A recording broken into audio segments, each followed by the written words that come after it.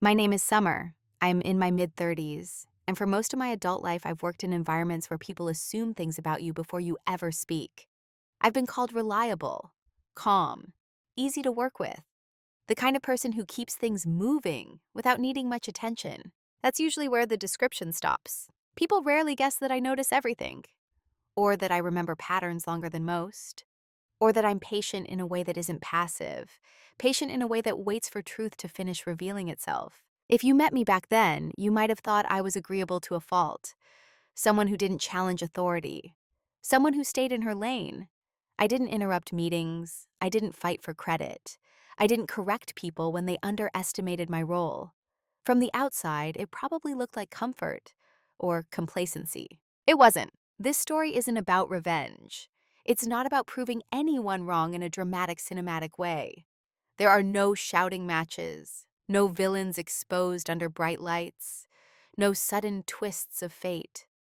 What happened unfolded quietly, so quietly that most people didn't notice it was happening until it was already over. This is a story about power dynamics that don't announce themselves, about how competence can become threatening in rooms that say they value it, about what happens when silence is misread as submission, and when someone finally understands the system they're inside. For a long time, I believed that doing good work was enough, that consistency would protect me, that humility would be rewarded. And for a while, it almost looked like it was. Promotions were hinted at, responsibilities increased. Trust, at least on the surface, seemed to grow. But beneath that surface, something else was forming, something subtle, something that only makes sense in hindsight. There came a moment, not loud, not emotional, when I understood the position I had been placed in, not officially, not on paper, but functionally. And once I saw it, I couldn't unsee it. This story follows that realization, the slow accumulation of small details, the decision not to confront, but to observe, the choice to stop explaining myself.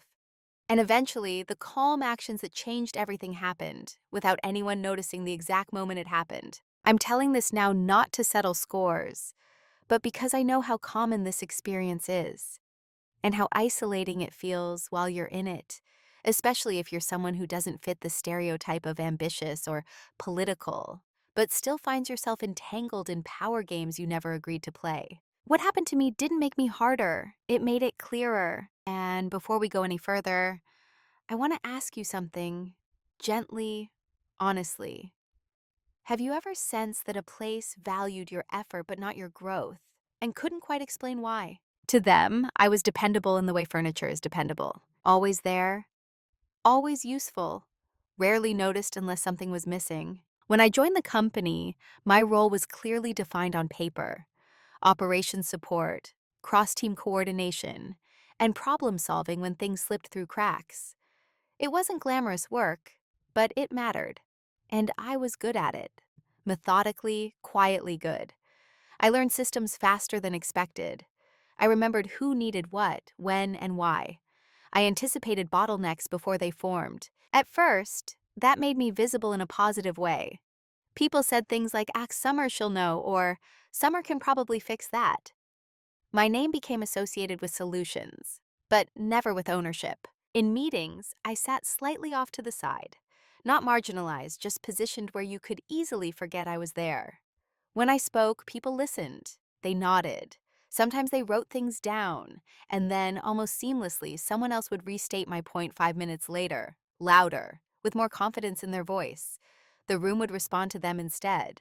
I noticed. I always noticed. But I told myself it didn't matter. That credit was secondary to impact, that being useful was its own reward. I had grown up believing that competence spoke for itself. If you stayed consistent, recognition would catch up eventually. So I stayed quiet. My boss, let's call him Daniel, often described me as steady. He liked that word. Used it in performance reviews. Summer is steady. She doesn't get rattled. She keeps things running. It sounded like praise. It felt like praise. But it was also strangely limiting, like being described as background music. Steady people aren't seen as future leaders. They're seen as infrastructure. Over time, my responsibilities expanded without my title changing. I trained new hires. I documented processes no one else wanted to touch. I became the person departments relied on when things quietly went wrong. And every time someone said, "I don't know how we'd manage without you," I felt a flicker of pride, followed by a question I didn't yet know how to ask. Why then did no one imagine me anywhere else? I wasn't excluded. That's important. I was invited to meetings, copied on emails, asked for input. That's what made it harder to articulate the problem. There was no obvious injustice, no single moment you could point to and say, that's it, that's where things went wrong. Instead, there was a pattern. When leadership discussions happened, they happened around me, not with me. When promotions were discussed, I was asked to help onboard the person who got them. When the strategy shifted, I was informed after decisions were made, then asked to execute. I became very good at execution. People trusted me with details they didn't want to hold themselves, complex timelines, interdependencies, sensitive fixes. I absorbed institutional memory like a sponge. And because I never complained, never demanded recognition, never threatened to leave, the assumption formed quietly. Summer is fine where she is. I was the person they leaned on, but never the person they leaned toward. And still, I didn't see it as a problem. Or rather, I didn't allow myself to. I had internalized the idea that wanting more visibility was somehow ego-driven. That ambition needed to be loud to be legitimate. And since mine wasn't, maybe it wasn't real. So I kept my head down, I did the work. I smiled in meetings. I said no problem when tasks piled up. I became indispensable in ways that didn't translate upward. Looking back, I can see how neatly I fit the role they assigned me. Not because they forced me into it, but because I never challenged the shape of it. I was calm, capable, non-threatening, and that, I would later realize, was exactly why they were comfortable keeping me where I was. The first moment that stayed with me was so small it almost felt petty to remember it. It happened in a routine meeting, one of those weekly check-ins where everyone half listens while scrolling through their laptops. I had spent the previous week untangling a process issue that had been quietly costing the team time and money. Nothing dramatic, just inefficiency layered on top of habit. I mapped it out, proposed a fix, and flagged the long-term benefit. When it was my turn to speak, I explained it clearly, briefly. I even made a slide, which I rarely did. Daniel nodded as I spoke, not enthusiastically, just enough to signal he was listening. When I finished, there was a pause. Then he said, "Okay, let's circle back to that later." The meeting moved on. 10 minutes later, someone else, another manager, louder, more confident, reframed the same idea. Not intentionally stealing it, I think, just repeating it with different language. Daniel leaned forward this time.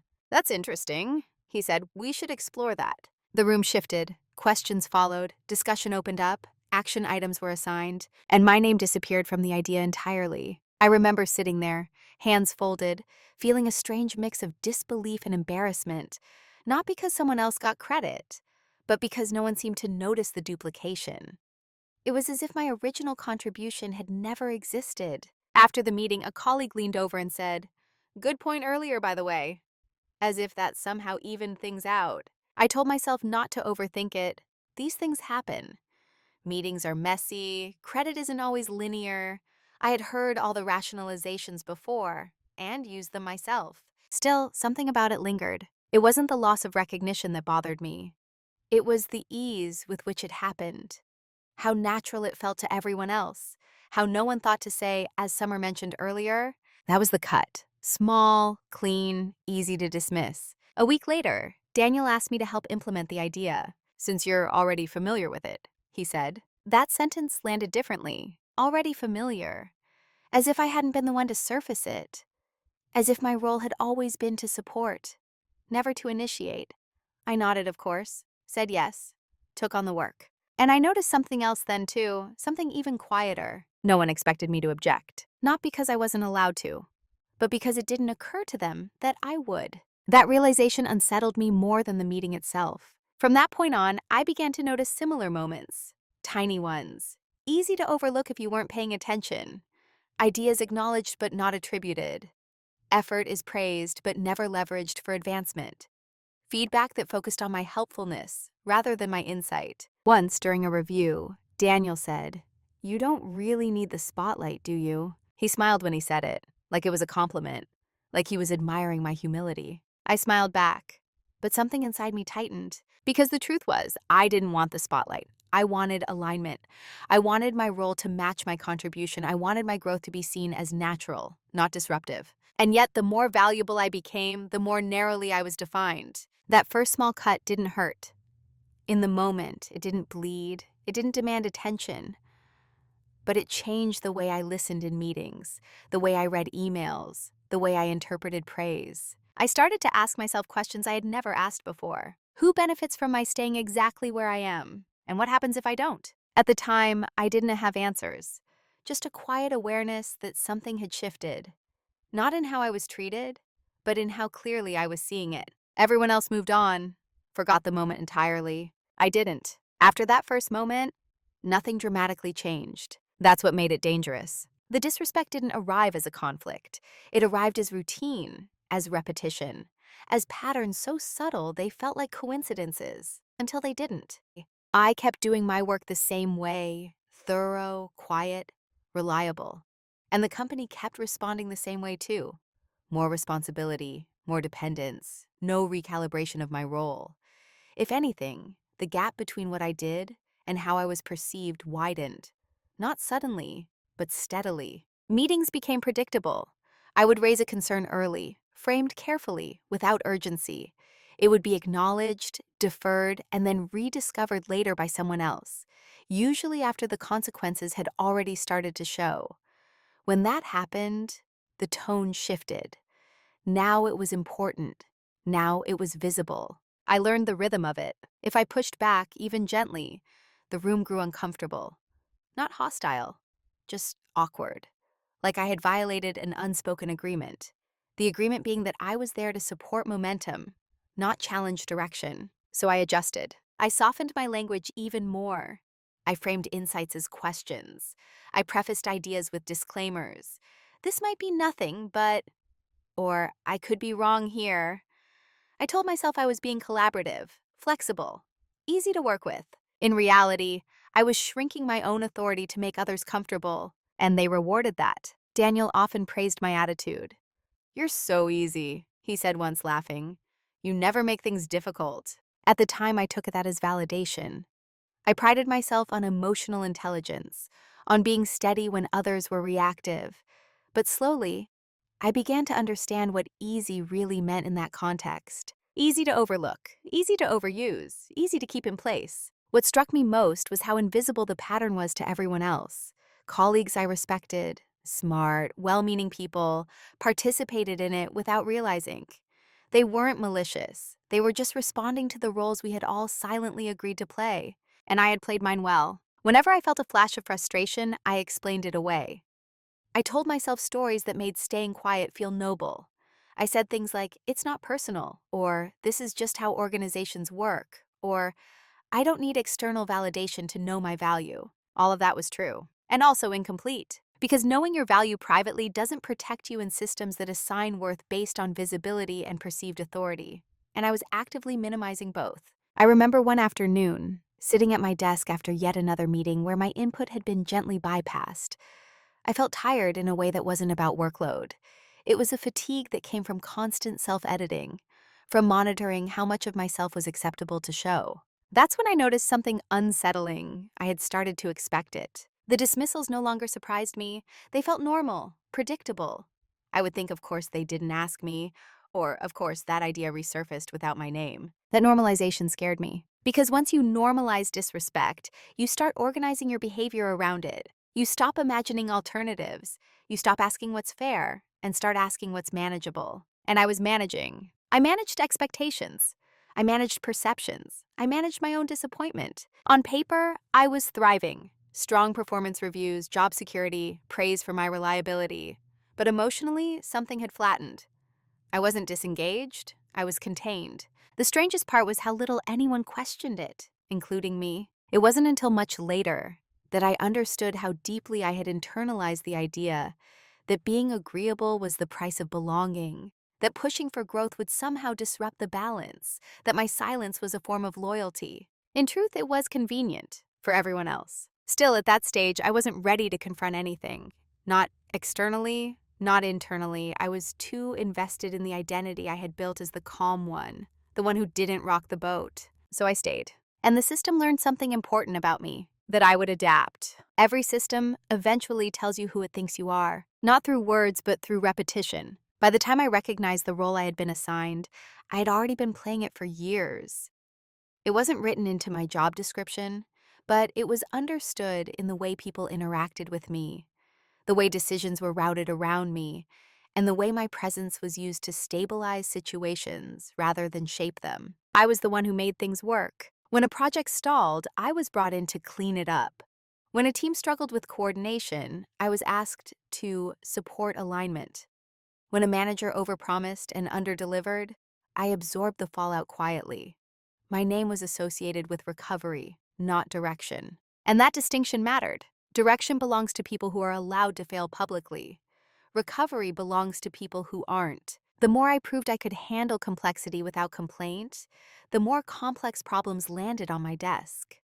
I became the connective tissue between departments, unofficial, undocumented, but essential. If I went on vacation, things slowed. If I were out sick, meetings were postponed. People joked about it. "We can't do this without Summer," they'd say, half laughing. I laughed too. But no one ever followed that sentence with, "So let's make sure she's positioned accordingly." Instead, the expectation solidified. I was reliable, I was neutral, I was safe. I wasn't seen as someone who needed advancement to stay motivated, because I never signaled dissatisfaction. And that was the role, the capable constant. I began to notice how others were allowed to be messy in ways I wasn't. Colleagues could miss deadlines and still be seen as visionary. They could push back aggressively and be labeled passionate. They could delegate poorly and still move upward. If I made a mistake, rare but human, it landed differently. Not as a failure, but as a disruption. As if the system had briefly glitched. Because I wasn't supposed to glitch. Daniel once said to me, during a particularly chaotic quarter, "I don't know how you stay so composed. I'd lose my mind." It was meant as admiration. But what it revealed was more telling. My composure had become part of the company's risk management strategy. I wasn't there to grow, I was there to stabilize, and slowly, subtly, my range narrowed. I was looped into execution earlier and earlier, but brought into strategic conversations later and later. Decisions were presented to me as fates accomplis, followed by, "We'll need your help making this work." It took me a long time to realize that this wasn't accidental. My success threatened something, not overtly, not yet, but structurally. If I moved up, the gaps I filled would reappear. Someone else would have to absorb the complexity I carried. And the people above me would lose a buffer that made their jobs easier. So the system did what systems do. It optimized around keeping me exactly where I was. Not because anyone sat down and decided it, but because it benefited too many people for it to change on its own. I wasn't angry when I understood this. I was oddly calm. There was a clarity to it that felt almost relieving. It explained things I had struggled to name for years. I hadn't been overlooked. I had been placed. And placement, I realized, can be just as limiting as exclusion, sometimes more so, because it comes wrapped in praise. Still, I didn't act on this realization right away. Seeing the role doesn't mean you're ready to leave it, especially when it has rewarded you with stability, approval, and a sense of quiet importance. But something had shifted internally. I stopped asking, "What do they need from me?" and started asking, "What does this role cost me?" That question didn't demand immediate action. It simply sat there, patient, waiting. The shift didn't happen during a crisis. It didn't come with raised voices or slammed doors. No one said anything cruel. No line was crossed in a way that demanded immediate response. It happened on an ordinary afternoon. I was sitting in a small conference room, the kind with glass walls and neutral art meant to signal calm. We were reviewing a project I had essentially rebuilt from the ground up after it had quietly failed under someone else's leadership. I had reorganized the timeline, renegotiated expectations across teams, and corrected assumptions that should never have made it past planning. The project was back on track. Daniel was presenting the update to senior leadership. I was in the room, but not at the table, laptop open, notes ready, available. As he spoke, I listened carefully, not out of insecurity, but out of habit. I tracked which details he included, which ones he skipped, and which ones he reframed as collective effort. When questions came up, he answered confidently. When something technical surfaced, he glanced at me, briefly, before responding on my behalf. It was seamless. And for the first time, I didn't feel flattered by that. I felt erased. Not emotionally, not dramatically, just factually. I realized, in that moment, that I had become an extension of his authority, rather than an owner of my own. My competence was being used to reinforce someone else's position, without expanding mine. And something inside me went very still. There was no anger. No urge to interrupt, no desire to correct the record. I watched the interaction with a strange sense of detachment, as if I were finally seeing the system from the outside instead of living inside it. This is how it works, I thought. This is the arrangement. My success threatened their position, not because I wanted it to, but because it revealed how much of the operation rested on me. And rather than acknowledge that openly, the system had absorbed my work and redistributed the credit upward. I wasn't being punished. I was being managed. That realization landed with quiet force. I stopped taking notes. I closed my laptop. Not visibly, just enough that I wasn't preparing to be useful. I leaned back in my chair and let the meeting unfold without my internal commentary. And in that silence, I noticed something else. No one needed me to speak, not because I had nothing to add, but because my silence didn't disrupt anything. The machine ran smoothly without my voice. My presence was functional, not influential. That was the moment something shifted. I stopped interpreting my role emotionally. I stopped asking whether things were fair or unfair. I started seeing the structure as it was, efficient, self-preserving, and indifferent to my personal growth. And once you see that, you can't unknow it. After the meeting, Daniel thanked me, said, "Couldn't have done it without you." It was sincere. I believed him. But for the first time, I also understood what he didn't say. He didn't say my name in the room that mattered. I walked back to my desk feeling calm, not resigned, not defeated, clear. That night, I didn't vent to friends. I didn't replay the meeting obsessively. I didn't draft imaginary confrontations in my head. Instead, I asked myself one simple question. If nothing changes, where does this end? The answer came easily. It ends with me doing increasingly critical work, holding increasingly fragile systems together, while remaining structurally invisible. It ends with my career plateauing under the guise of reliability. It ends with me being essential, but never elevated. And for the first time, I allowed myself to consider that staying silent wasn't neutral. It was a choice. That realization didn't make me act immediately. It didn't push me toward confrontation. It did something quieter. It shifted my loyalty from the role I was playing to the person I was becoming. After that day, my silence changed. On the surface, nothing looked different. I still attended meetings, I still met deadlines, I still responded thoughtfully when asked. But internally, something fundamental had shifted.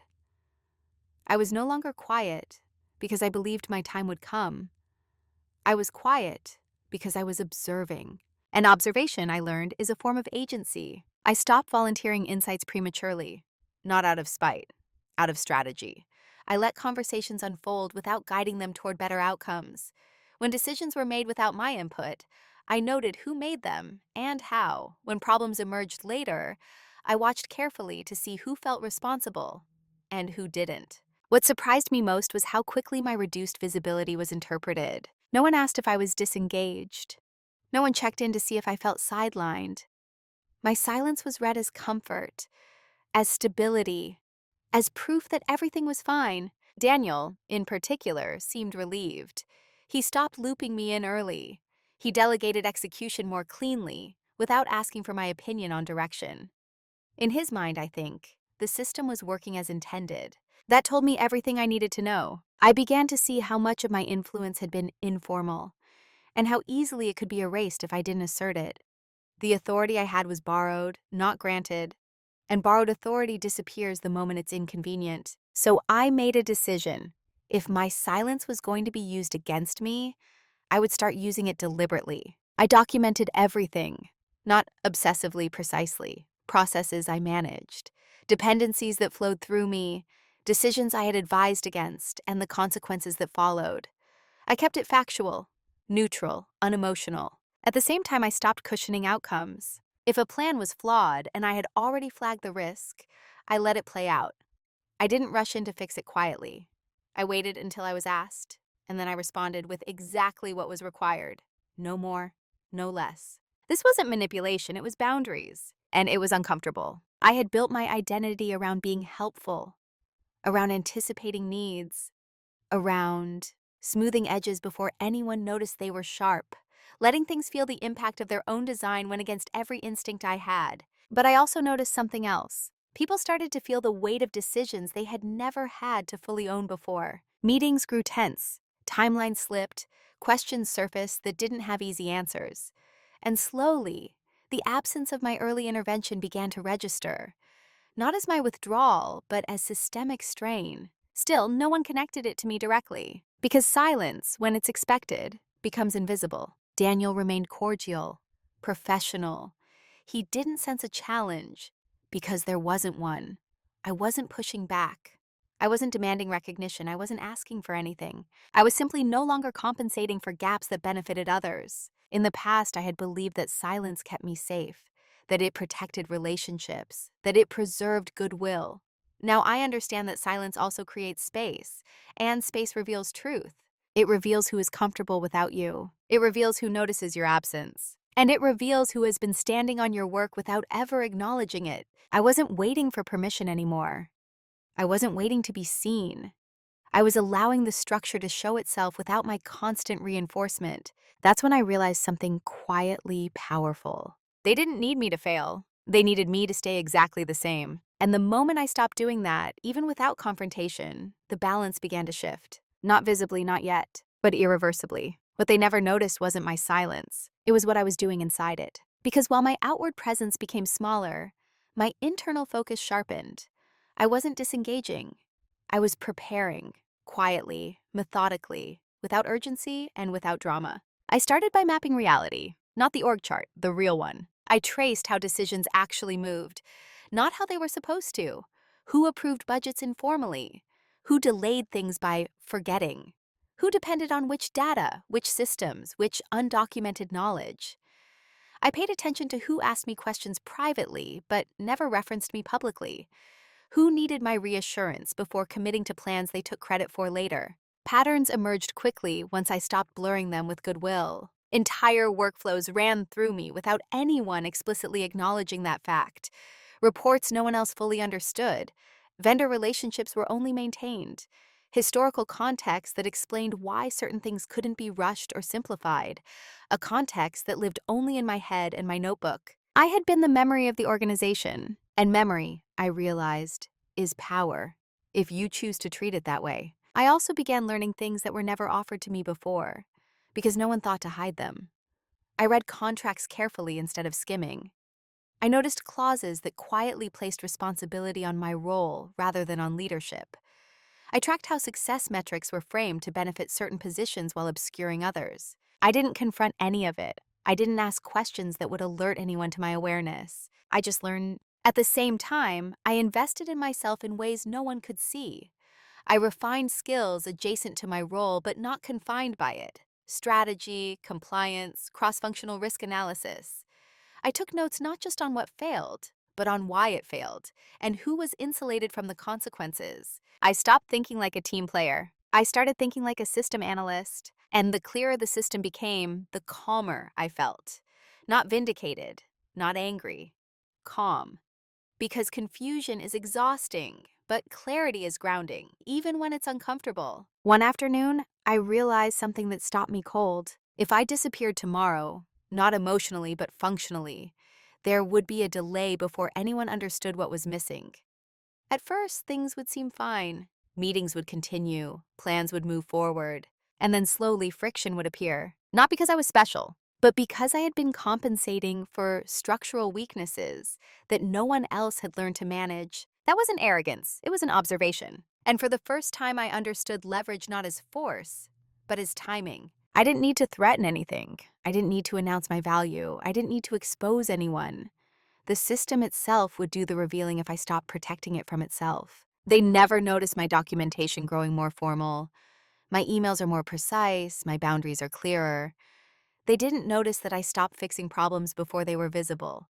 They didn't notice that I was building a record, not to accuse, but to understand. Because they still saw me as the same person, steady, calm, non-threatening. That misperception was the greatest advantage I had ever been given. I didn't rush. Rushing would have been emotional. I waited until my understanding felt complete, until I could see not just my role, but the ripple effects of changing it. And that's when I understood something even more unsettling. My boss didn't need me to fail. He needed me to stay invisible. Because my success, fully acknowledged, structurally recognized, would expose how much of his position depended on work he neither originated nor fully understood. That wasn't personal, it was positional. And once I saw that, the story stopped being about disrespect. It became about alignment. I wasn't angry anymore. I wasn't even disappointed. I was focused. Because when you understand the system better than the people who benefit from it, you don't need permission to change your place in it. You just need to choose the right moment. The private reveal didn't come as a shock. It came as confirmation. By the time I found it, I already suspected something was there. Not misconduct, not malice. Something quieter and more common, misalignment disguised as normal operations. I was reviewing a set of documents late one evening, contracts, scope definitions, internal responsibility matrices that hadn't been updated in years. This wasn't part of a dramatic investigation. It was part of my job. Or rather, part of the job I had quietly made mine. As I cross-referenced versions, I noticed discrepancies, small ones at first. A responsibility shifted from one role to another without explanation. A clause added in a later revision that transferred accountability downward while preserving authority upward. Individually, they were defensible. Together, they told a story. I saw how my role had been expanded informally, while the official structure remained static. How risk had been rerouted through me without corresponding recognition or protection. How success was framed as collective, but failure was traceable, quietly, to the operational layer I sat in. And I saw something else. If anything went wrong in a visible way, I would be the logical point of failure. Not because I was careless, but because I had been positioned as the absorber, the buffer, the person who handled things. That was the reveal. Not that I was undervalued, that I was exposed. I sat back in my chair and let that settle. There was no spike of panic, no rush of adrenaline, just a deep, steady understanding that the arrangement I was in was unsustainable, and that staying silent without awareness would eventually cost me more than leaving ever could. I didn't tell anyone what I had found, not because it was secret, but because it was mine to interpret. I needed to be sure I wasn't reacting emotionally. I revisited the documents days later, then weeks later with fresh eyes. The conclusion held. My success threatened their position not because I was ambitious, but because it revealed dependency. And dependency, when unacknowledged, becomes a liability leaders instinctively protect themselves from. That's when I understood why certain conversations never moved forward. Why was my role praised but never formalized upward? Why growth was always something we can talk about later. Later never came because later would require restructuring. And restructuring would require honesty. I felt something then, not triumph, not resentment, but clarity. The kind that simplifies decisions instead of complicating them. I didn't want revenge. I wanted safety, professional safety, structural alignment, a role that reflected reality instead of obscuring it. And I knew I wasn't going to get that by asking. Because asking would force them to choose between fairness and comfort. And systems almost always choose comfort. So I stopped thinking in terms of confrontation. I started thinking in terms of exit. Not impulsive, not dramatic, but deliberate. Not leaving the company necessarily, leaving the arrangement. The private reveal wasn't leveraged in the traditional sense. It wasn't something I could wield aggressively. It was something I could respond to strategically. I began preparing for a future in which my work spoke clearly, even if I didn't. I formalized processes that had lived only in my head. I clarified boundaries that had been blurred for convenience. I ensured that dependencies were documented, not as threats, but as facts. If my role were essential, it would be visible. If it wasn't, I would find that out too. Either way, the ambiguity would end. That night, as I closed my notebook, I felt an unexpected sense of calm. Not because I had won anything, but because I was no longer confused about where I stood. Clarity doesn't always tell you what to do next, but it tells you what you can no longer accept. Once you see the full shape of a situation, pretending you don't becomes exhausting. That was where I found myself. Every day after the private reveal felt heavier. Not because anything had worsened externally, but because I was now carrying awareness. I could still perform my role. I could still smile in meetings, but I could no longer tell myself comforting half-truths about where this was heading. I had reached a decision point, not the kind that demands immediate action, but the kind that quietly divides your future into two paths. On one path I stayed. I remained the stabilizer, the quiet fixer, the person the leadership relied on without formally empowering. I would continue to absorb risk and distribute credit upward. Over time, the company would change. People would come and go, and my institutional knowledge would deepen, but my position would remain static. It was the safe path, predictable, familiar, emotionally manageable in the short term, and costly in the long term. On the other hand, I changed the rules of my involvement, not by demanding recognition, not by issuing ultimatums, but by aligning my role with reality, either within this organization or outside it. That path carried uncertainty. It required patience. It meant letting go of the identity I had built as the dependable constant. It meant allowing others to feel the discomfort I had been quietly preventing for years. I sat with both options longer than I needed to, not because I was afraid of change, but because I wanted to be sure I wasn't acting from wounded pride. I interrogated my own motives carefully. Was this about ego? About being seen? About resentment? The answer surprised me. It was about integrity. I could no longer justify participating in a system that relied on my silence to function, while denying me the protection and recognition that came with responsibility. Staying would mean consenting to that imbalance. Leaving, or redefining my role, would mean honoring what I now knew to be true. I didn't tell anyone I was at this crossroads. From the outside, I was still the same Summer, still composed, still reliable, still saying yes when needed. But internally, I had stopped asking how to make things work. I was asking whether they should. The irreversible choice wasn't a single action. It was a shift in posture. I decided I would stop cushioning the system entirely. No more invisible fixes.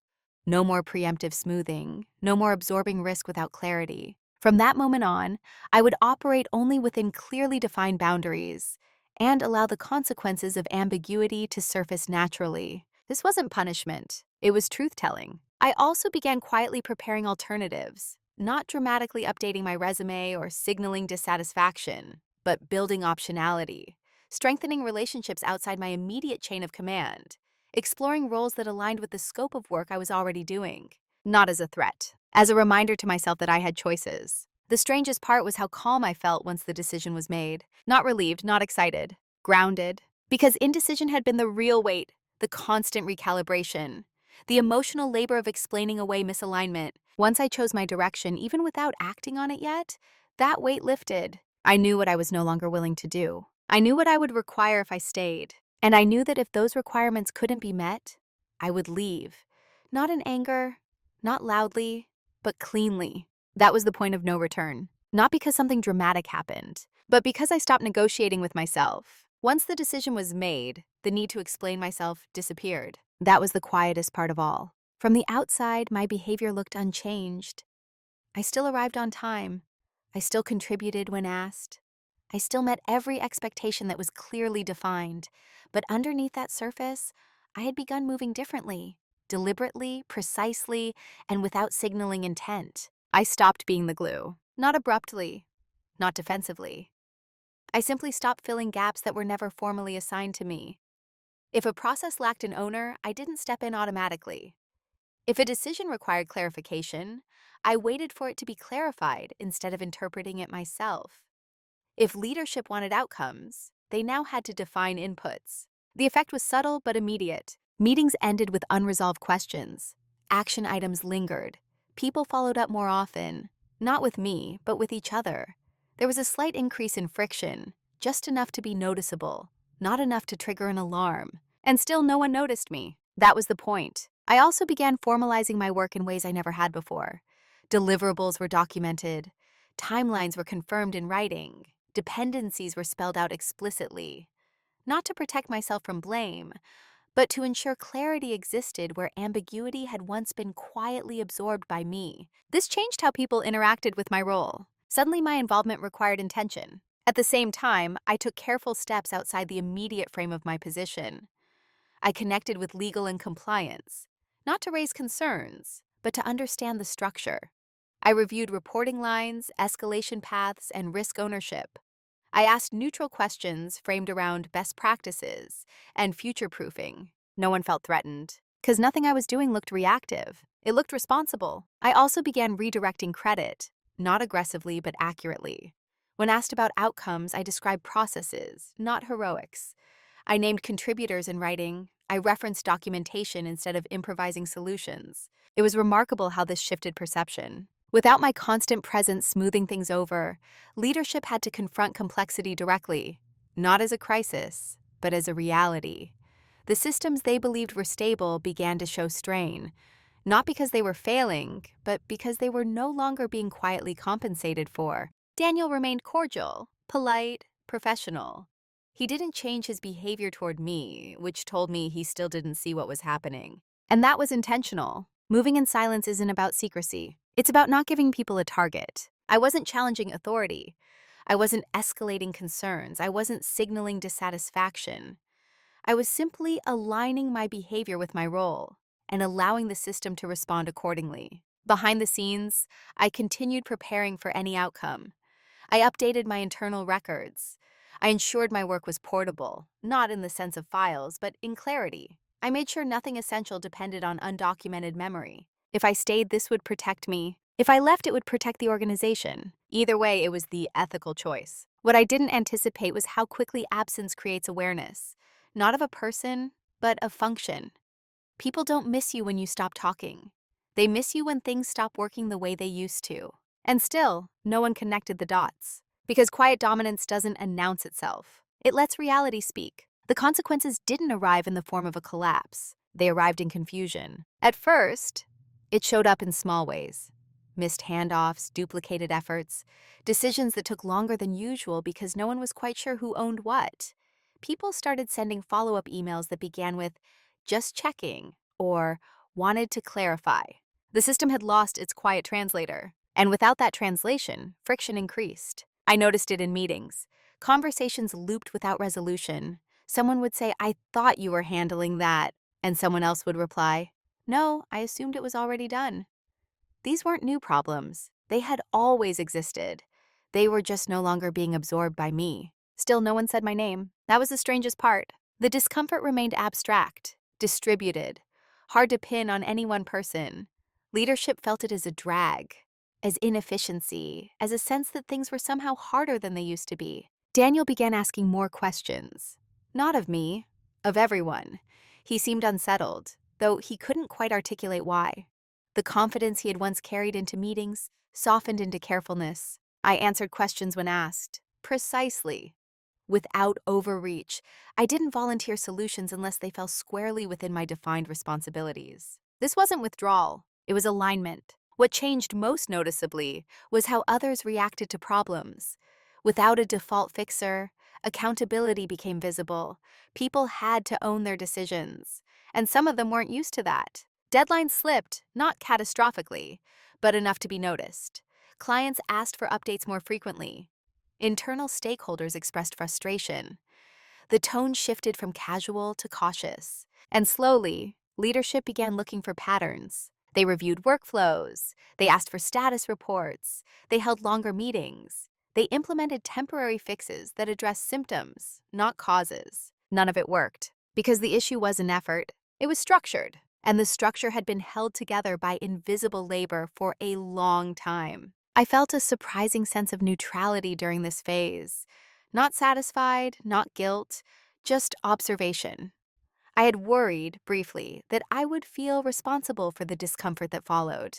I didn't, because I hadn't caused it. I had simply stopped preventing it. Daniel eventually scheduled a one-on-one. "How are you feeling?" he asked, leaning back in his chair. The question felt generic, procedural. "I'm good," I said, and I was. He nodded, then hesitated. "It feels like things have been harder lately." I waited. He continued, "I can't quite put my finger on it." I still didn't fill the silence. This was the moment I realized where the old version of me would have stepped in, would have named the problem, would have reassured him, would have offered to fix it. Instead, I let the system speak for itself. Eventually, he shifted the conversation. Asked about timelines, deliverables, my workload. Everything was on track. That unsettled him more than if it hadn't been. Because if I was fine and the work was being done, then the issue wasn't performance. It was dependency. And dependency, once felt, is difficult to ignore. From that point on, the tone around me changed. Not in warmth, but in attention. I was included earlier in conversations, asked for input more explicitly.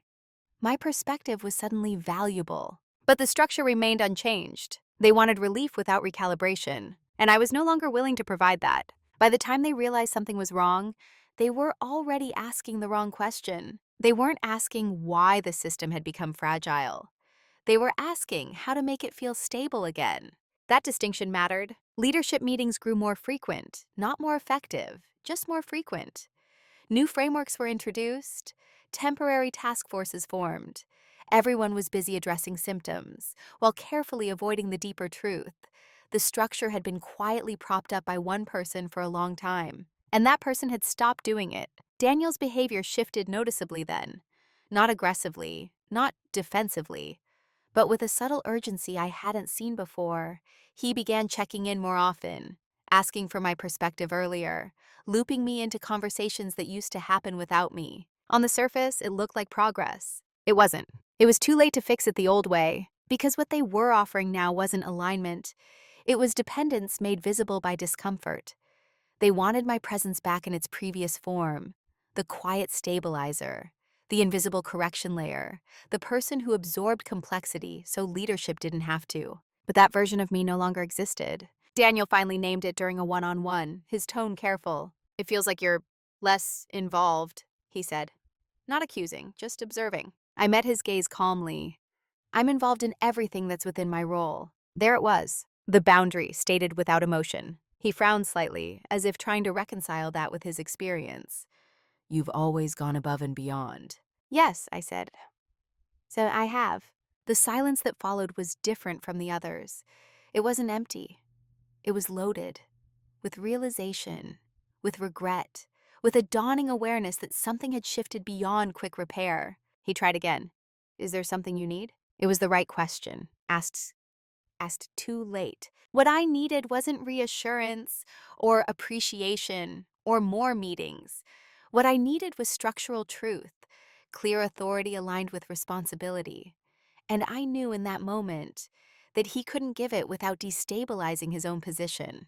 My success had threatened it long before I ever said a word. So I answered honestly but narrowly. "I need clarity," I said, "about scope, about ownership, about accountability." He nodded slowly, took notes, promised to look into it. But systems don't change because someone looks into them. They change when people are willing to give something up, and no one was ready to do that. Over the following weeks, the strain intensified. Not dramatically, but unmistakably. Decisions stalled. Workarounds piled up. The absence of my old interventions created a vacuum that leadership couldn't quite fill. They tried to redistribute responsibilities, to formalize things quickly, to retrofit structure onto habits that had grown in the dark. But the trust that allowed me to operate invisibly, to fix without permission, couldn't be recreated on demand. And I wouldn't offer it again. That's when panic began to surface. Not outwardly, but in tone. Meetings felt sharper. Questions are more pointed. There was an undercurrent of urgency that hadn't existed before. They wanted to rewind. They couldn't. Because once you see how a system truly functions, you can't go back to pretending it's something else. And once someone stops compensating for an imbalance, that imbalance becomes undeniable. I felt no satisfaction watching this unfold, only certainty. Certainty that staying would mean returning to a role that no longer fit. Certainty that any attempt to fix things without realignment would fail. Certainty that the discomfort they were experiencing was not a crisis, but a consequence. And consequences once felt can't be undone with good intentions. They had mistaken my silence for acceptance, and by the time they realized it was a choice, the version of the arrangement they wanted back was already gone. The confrontation, when it finally came, didn't feel like a confrontation at all. It was scheduled, labeled vaguely. Alignment discussion. Daniel invited me into his office late one afternoon. The door closed softly behind us. No tension in the air, just a careful stillness, like both of us knew this conversation mattered, even if we were pretending it didn't. He didn't start with accusations. He didn't raise his voice. He didn't list grievances. He said, "I want to understand where you see yourself here." It was the first time he had ever asked me that question directly. I took a moment before answering, not to perform calm, but because I actually felt it. The emotional charge that might have existed months earlier was gone. What remained was clarity.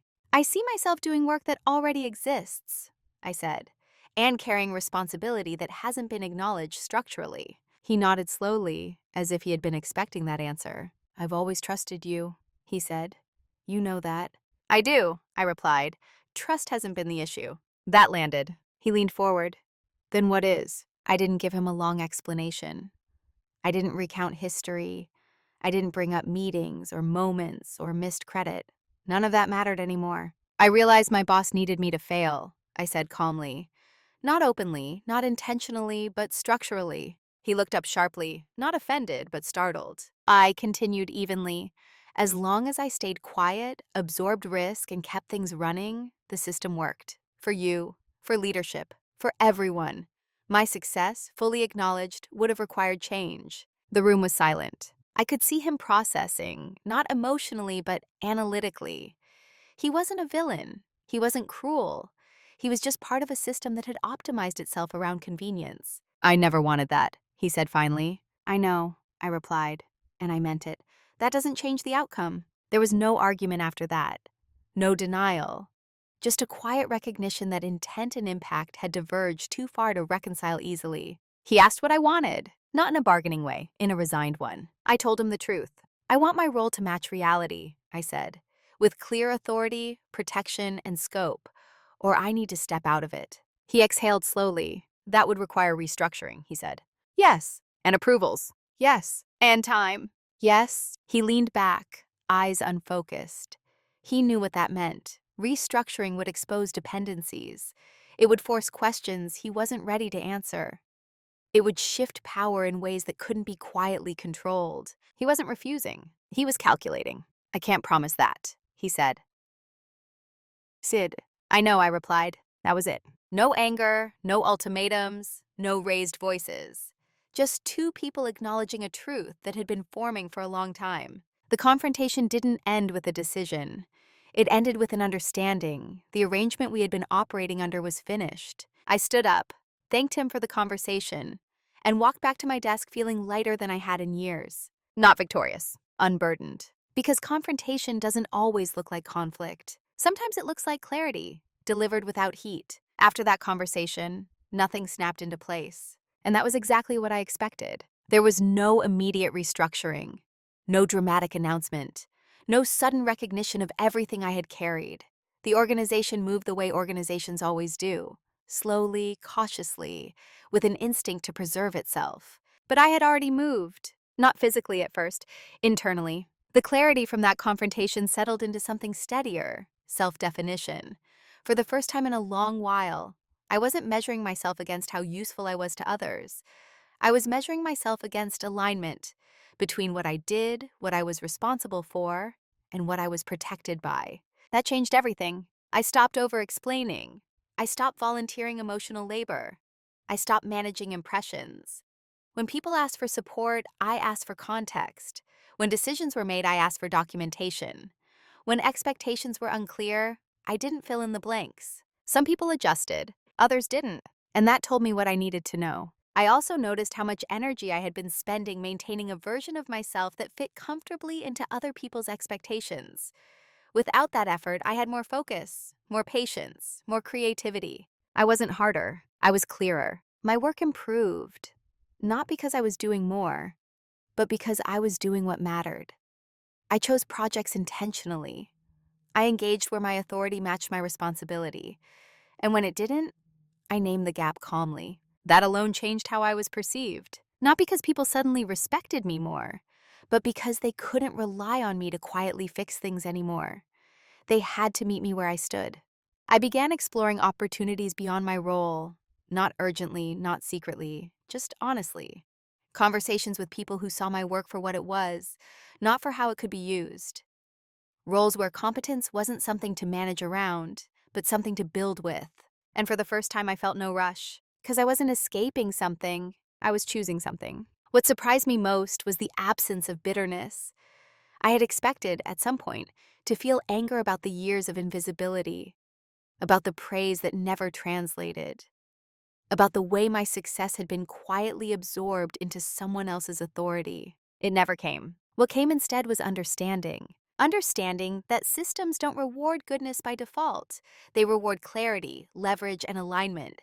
And that silence, while often virtuous, becomes costly when it's mistaken for consent. I don't regret who I was. That version of me was learning, observing, building skills I didn't yet know I would need. She wasn't weak. She was preparing. And I don't resent the people who couldn't see me fully. Most of them were operating within constraints they had never questioned. I don't excuse the outcome, but I don't personalize it either. Who I am now is someone who knows the difference between being valued and being relied on. Someone who understands that quiet dominance isn't about withholding. It's about choosing where your energy goes. Someone who no longer needs to be underestimated to feel safe. I didn't become louder. I became truer. If there's a lesson in this story, it isn't about bosses or companies or even power. It's about silence. Not the kind that comes from fear, but the kind that comes from competence. The silence of people who do the work, hold things together, and believe that impact will eventually be noticed without being named. Sometimes it is, often it isn't. I learned that systems don't ask who is carrying them. They only notice when the weight shifts. And if you've been the one quietly absorbing pressure for a long time, that shift can feel destabilizing, not just for others, but for you. There's a particular kind of loneliness in realizing your success has been managed rather than celebrated, not because you weren't good enough, but because you were too useful in the wrong way. I don't share this to warn you against being capable, or calm, or generous with your effort. Those qualities matter. They build trust, they create stability. But they also require boundaries, because when your value is measured only by how much you prevent problems, you become invisible the moment things appear to work. And when your silence is interpreted as acceptance, staying quiet becomes a decision, whether you intend it to or not. The hardest part of this journey wasn't being overlooked. It was recognizing my own role in maintaining the arrangement, in choosing ease over alignment, in believing that patience alone would change a structure that benefited from my stillness. What changed everything wasn't confrontation. It was clarity. Clarity about what I was no longer willing to subsidize with my energy. Clarity about the difference between loyalty and self-erasure. Clarity about the kind of work and the kind of life I wanted to build. I didn't burn bridges. I didn't expose anyone. I didn't demand justice in a dramatic way. I simply stopped being silent by default. And that was enough. If you're listening to this and something in it feels familiar, I want you to know this. Noticing the pattern doesn't mean you have to act immediately. Awareness isn't a command, it's an invitation. An invitation to ask yourself where your effort goes unrecognized, where your calm is mistaken for consent, where your success might be quietly threatening someone else's position, not because you want it to, but because it reveals the truth. You don't owe anyone your invisibility. You don't have to become loud to become powerful. Sometimes, the most honest thing you can do is let the system experience what it has been leaning on, and then decide calmly whether it still deserves your strength. I'd really like to hear from you. Have you ever realized that your silence was being mistaken for acceptance? And if so, what did you do next?